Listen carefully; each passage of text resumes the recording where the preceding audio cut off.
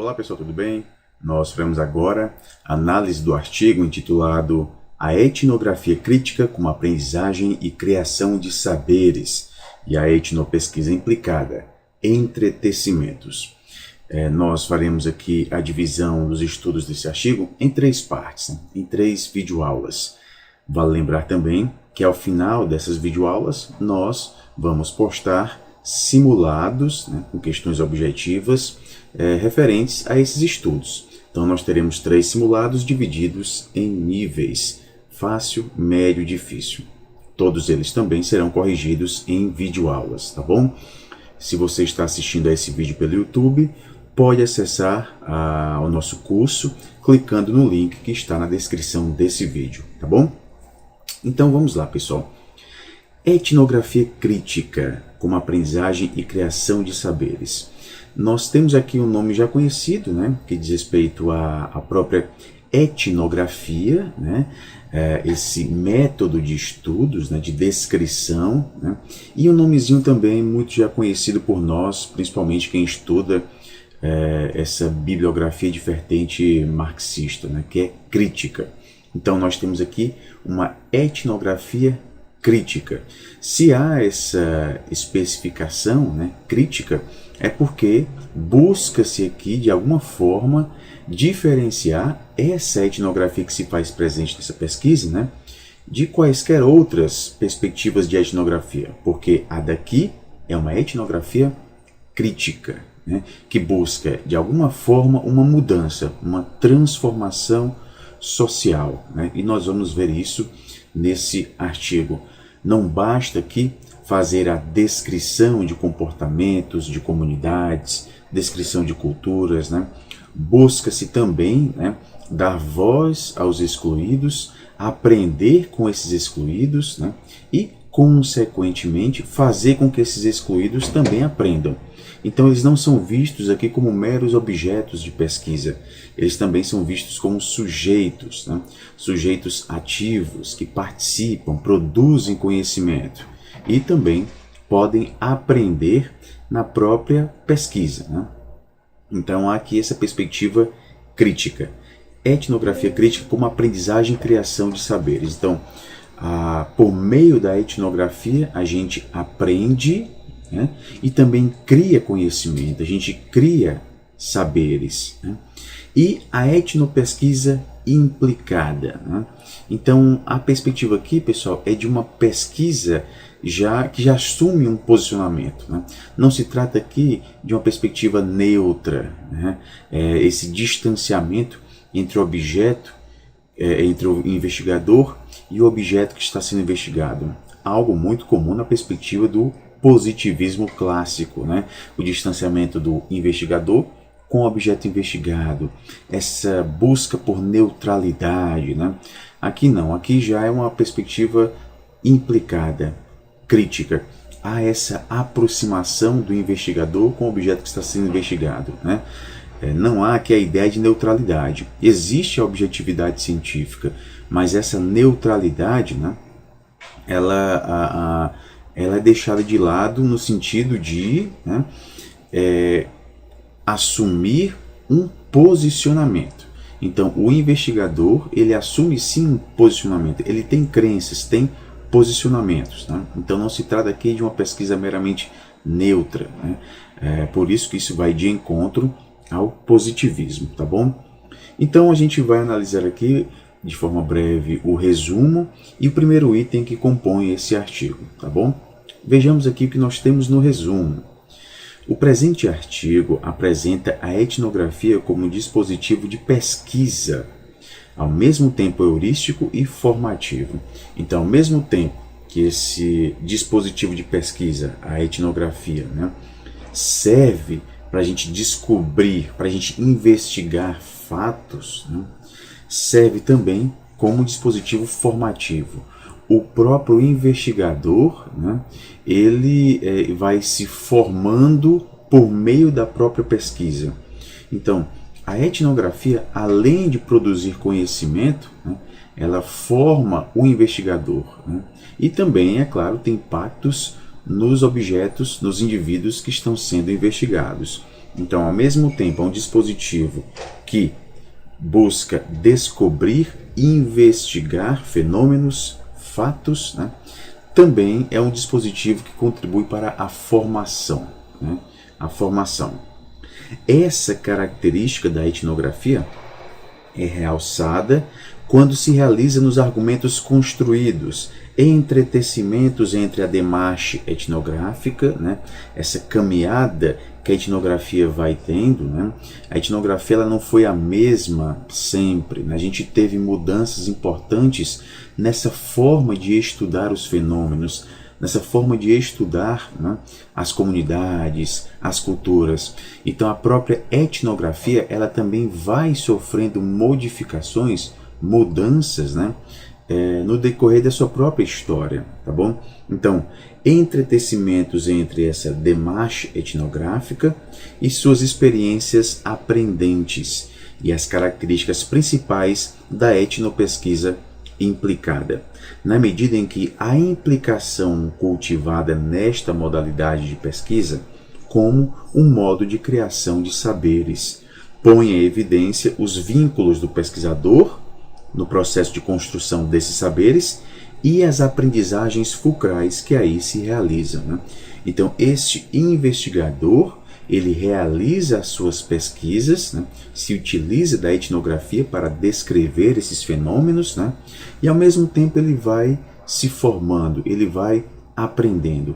Há aqui a produção de saberes, de conhecimentos, né? Por isso que trata-se de um artigo utilizado nessa bibliografia, né? Porque diz respeito basicamente à produção de saberes, né? Produção de conhecimento. Então, os saberes que, porventura, podem ser levados para o âmbito escolar, a gente pode trazer esses saberes da pesquisa etnográfica, né? Por quê? Porque a pesquisa etnográfica nos proporciona saberes advindos, né, de comunidades muitas vezes isoladas, né, apagadas, silenciadas por uma perspectiva hegemônica, né? Então, comunidades marginalizadas também produzem saberes, produzem conhecimento. A gente, quando faz a investigação desse outro, né, que muitas vezes está marginalizado, esse outro, na verdade, reflete um pouco de nós mesmos. Então, investigar o outro é também, de certa forma, investigar nós mesmos. Só que esse outro, durante muito tempo, esteve silenciado. E aí que entra essa etnografia crítica, né? É a gente se ver no outro. Então, de alguma forma, o pesquisador, quando está investigando uma comunidade, uma determinada cultura, de alguma forma ele também se vê nesse outro. Ele estuda como que esse outro lidar com a produção de saberes, como essas culturas produzem conhecimento, né? E esse como eles produzem também contribui para a nossa própria produção de conhecimento. Então, é a gente, de alguma forma, sair dessa perspectiva etnocêntrica e se voltar também para outras culturas. Lembrando, essas outras culturas também refletem a nossa própria cultura, e isso está presente aqui no artigo. Então a gente tem esse vínculo do pesquisador no processo de construção desses saberes e aprendizagens fulcrais que aí se realizam, né? Então, já dá para perceber aqui que uma das palavras-chave desse artigo é etnografia, que inclusive vai estar presente em nosso glossário, né? Lembrando, ao final das análises desses artigos, nós vamos disponibilizar um material de glossário para cada artigo, né? A gente encontra nos artigos desta bibliografia, né, algumas palavras que eu sempre destaco, por conta do próprio gênero textual utilizado, no artigo acadêmico, fica difícil de haver uma descrição, né, uma descrição mais profunda dos conceitos que ali se fazem presentes. Então, parte do pressuposto de que o leitor desses artigos já conhece esses conceitos. Mas o que nós temos aqui são colegas, né, de várias áreas do conhecimento, da matemática, da biologia, física, que muitas vezes não têm costume, não têm o hábito, né, de fazer leituras nessas áreas da etnografia, da educação, no campo dos textos marxistas, né? Então acredito que esses glossários que vão estar presentes na nossa plataforma vão ajudar bastante a compreensão desses conceitos, dessas palavras-chave. Uma dessas palavras é justamente a etnografia, né? Etnografia diz respeito a esse estudo descritivo, a gente pode aqui simplificar, né? Estudo descritivo de culturas e etnias humanas, né? Durante muito tempo, pessoal, os investigadores, né, os antropólogos, eles estavam fechados em seus gabinetes para estudar outras culturas. Então, mas como é que eles estudavam outras culturas sem sair dos seus gabinetes? Eles se utilizavam de materiais, né, oriundos de navegadores, de observadores, pessoas que viajavam para regiões, faziam seus diários de bordo, né, as suas anotações, e esses dados eram analisados por esses pesquisadores, muitas vezes restritos, né, a esse laboratório, né, a essa sala. Depois é que a gente começa a ter essa saída desses pesquisadores. Eles começam a ir a campo, né, para eles mesmos coletarem esses dados. E é aí que entra a importância da etnografia, né, nesse contato próximo do investigador, do pesquisador, né, com o objeto, com o fenômeno que está sendo investigado. Nós temos um método muito conhecido já no campo das ciências humanas, que é a observação participante, né?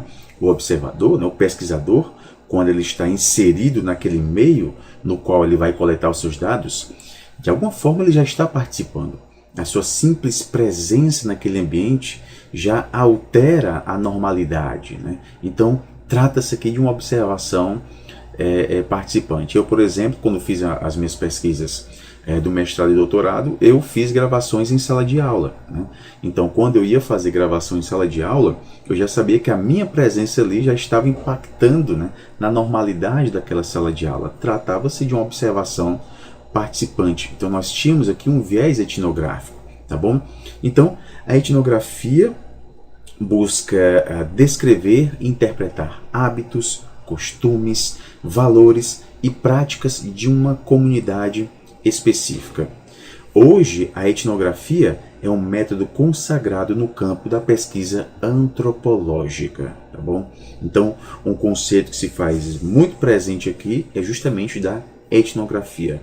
E essa especificação, né, crítica dá um tom a mais, né? Trata-se de uma pesquisa crítica, né, que busca mudança, busca compreender mais profundamente um determinado fenômeno, tá bom? Então aqui é a perspectiva da etnografia crítica. Dando continuidade ao nosso resumo, né, vê-se a partir do desenvolvimento do artigo como a etnografia se diferencia da sua apropriação como um mero método de pesquisa pretensamente desimplicado. Ou seja, a etnografia seria um método pretensamente desimplicado, ou seja, um método que não teria implicação alguma, né? Ou uma pesquisa puramente teórica, né? Mas aqui não. Aqui ela assume a implicação do pesquisador como uma centralidade a ser considerada pelas reflexões sobre o ato de pesquisar. Suas realizações heurísticas, né? Há aqui a questão da motivação, ela se faz presente também nessa pesquisa, né? Quais são as motivações deste pesquisador, né? E as consequências aprendentes para aqueles que se envolvem na pesquisa. Não se trata apenas do pesquisador, nós temos também aqueles que estão sendo pesquisados, né? Que são entrevistados, são filmados, enfim, né? Então, todos esses participam dessa pesquisa.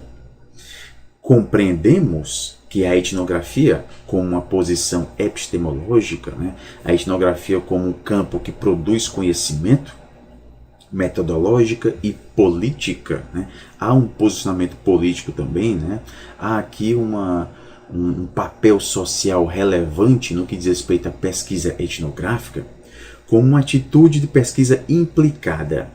Assume a posição de uma experiência aprendente que busca uma nova inflexão, pois coloca ciência e tradição, ou cientistas e os intelectuais da tradição. Então vejam, isso aqui é uma implicação também que resulta do próprio pós-modernismo, né? O pós-modernismo, de certa forma, ele trouxe a importância de a gente se voltar também para os conhecimentos que são produzidos, né, no aspecto prático, no senso comum, né? Então a gente sabe que durante muito tempo o campo científico, muito também influenciado pelo positivismo, né, deixou em segundo plano o conhecimento oriundo do senso comum, né? Digamos, os intelectuais da prática, né? Aqueles que, por exemplo, não fizeram uma formação acadêmica, escolar, uma educação formal, né? Mas têm conhecimento, produzem conhecimentos. Então, mesmo aqueles que não seguiram essa formação escolar, né, essa educação formal, eles também produzem conhecimentos. Eles também devem ser ouvidos. E o pós-modernismo trouxe a importância de a gente se voltar para o senso comum. O senso comum também é importante, né? Produz conhecimento. Há até uma obra muito conhecida de a Boaventura de Souza Santos, né? Que é o estudo sobre as ciências, né? No qual ele fala justamente desse senso comum que deve ser considerado, né? Então a gente tem aqui a presença do pós-modernismo, né, na consideração dessa tradição, dos intelectuais da tradição, né, numa condição de equidade. Então, não se trata aqui de um pesquisador a considerar que o seu conhecimento, que o seu saber, por ser oriundo de uma sistematização, né, ou seja, o saber científico, ele seria superior ao saber de um determinado indivíduo de uma comunidade, por exemplo. Um saber que foi adquirido na prática, na tradição.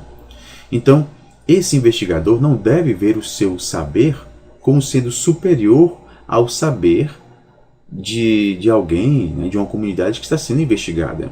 A ideia aqui é tratar esses saberes de forma igual, né, com equidade, tá bom? Então, numa condição de equidade diante do saber e da criação de saberes.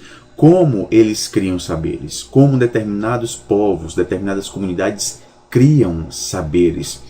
Estudar como eles criam saberes contribuem para a nossa própria produção de saber. Então, estudar como o conhecimento é produzido em uma comunidade é também, de certa forma, nos estudar, né? E a gente pode aprender muito com a forma como eles produzem conhecimento, como determinadas comunidades produzem conhecimento. Por isso que a perspectiva aqui da etnografia traz essa palavrinha aprendente. Então a gente também aprende por meio da pesquisa. A gente produz conhecimento, né? A gente investiga determinados fenômenos, fatos, enfim, para compreender, mas a gente também aprende, né, com os outros, né? Por quê? Porque esses outros, de alguma forma, também refletem nós mesmos, tá bom? Então, essa ideia de ciência e tradição, elas vão ser vistas como sendo, assim, de forma igual, né? Com equidade. A etnografia é entendida, portanto, como uma prática cultural e aprendente. A praxis etnográfica, né, essa prática etnográfica, então vejam, por que não se utiliza aqui a palavra prática etnográfica, utiliza praxis? Porque a ideia é de uma prática, né, fundamentada pela teoria, ou de uma teoria fundamentada pela prática. Então, quando se diz praxis, é uma atividade prática, né, mas com auxílio da teoria. Então, é uma prática pensada, uma prática consciente. É como se eu tivesse uma teoria, né, me auxiliando nessa atividade prática.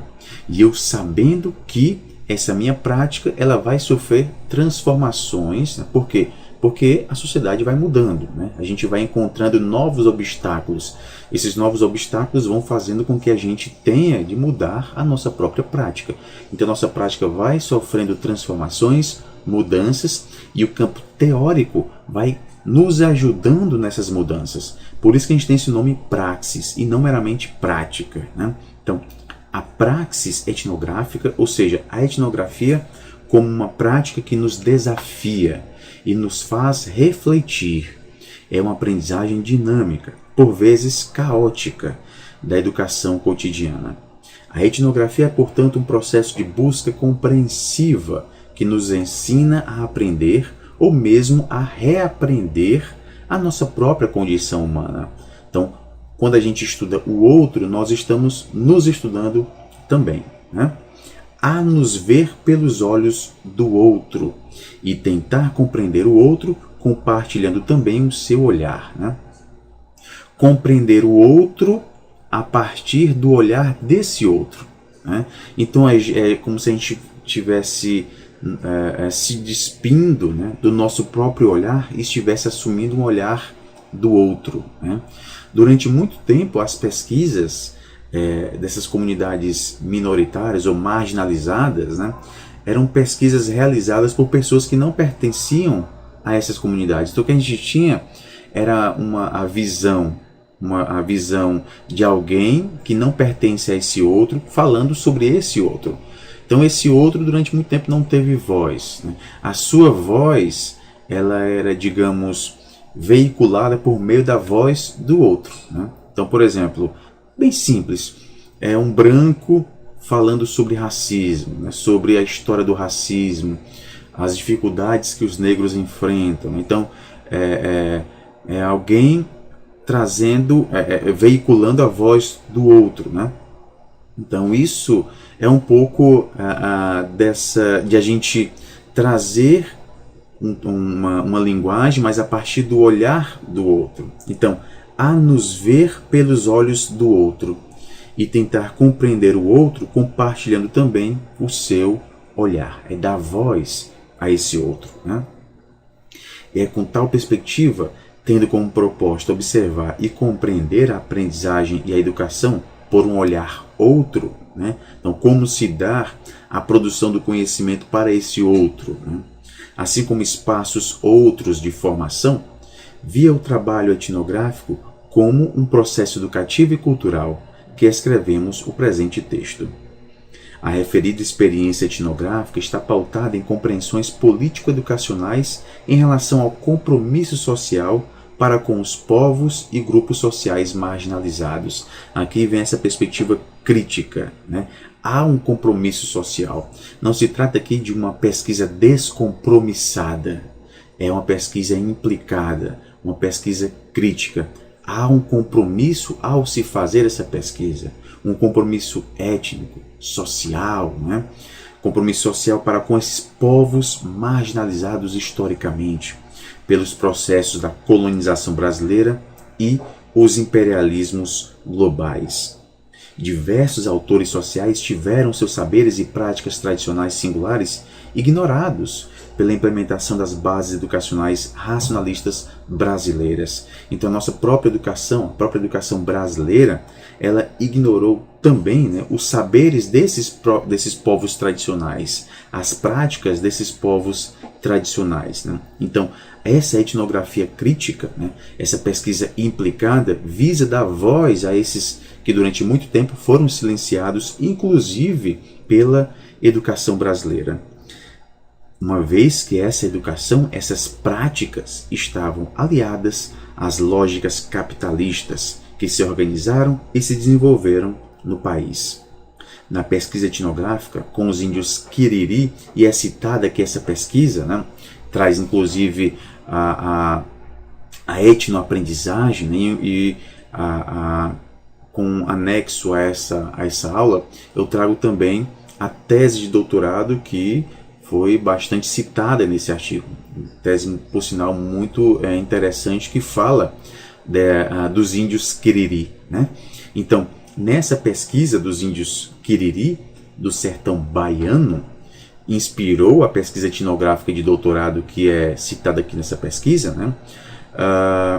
Tentou-se possibilitar que as vítimas das relações da colonização, no caso os índios, né, falassem sobre o seu processo de aquisição de conhecimentos e sobre quais eram os aprendizados que consideravam fundantes para a sua cultura. Então, para os índios, como se dá a produção de conhecimento, né? Como se dá o aprendizado para eles. E a gente aprender como eles aprendem também contribui para o nosso próprio aprendizado, né? Aliás, nessa investigação que foi feita nesse doutorado, buscou-se elementos para a própria formação do investigador, conhecimentos que foram ignorados ou silenciados durante séculos, e para o conjunto das temporalidades formativas. Nessa pesquisa de doutorado, procurou-se dialogar com as diferenças, estabelecer diálogos entre os diferentes, aprender a importância da inteligibilidade das culturas.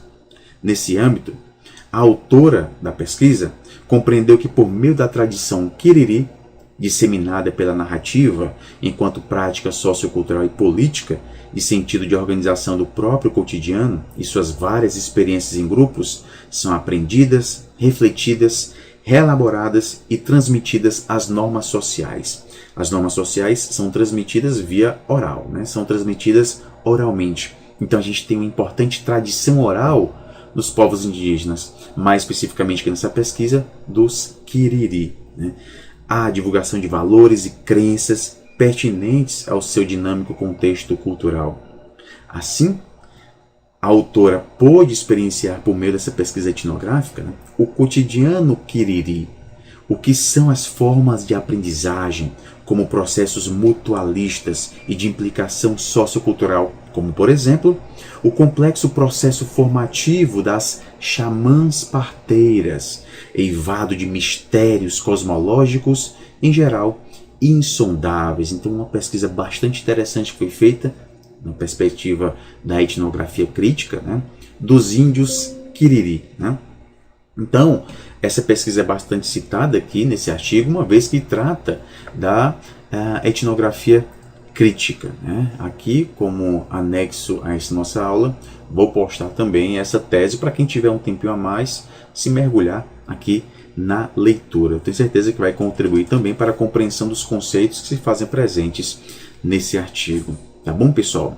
Bem, então é isso. Nessa nossa primeira aula de estudos aqui do artigo, a gente sempre faz na primeira aula uma breve introdução, alguns conceitos-chave são discutidos, né? E nós teremos ainda mais 2 aulas de análises desse texto. Tá bom, pessoal? Então é isso. Bons estudos a todos e até a próxima.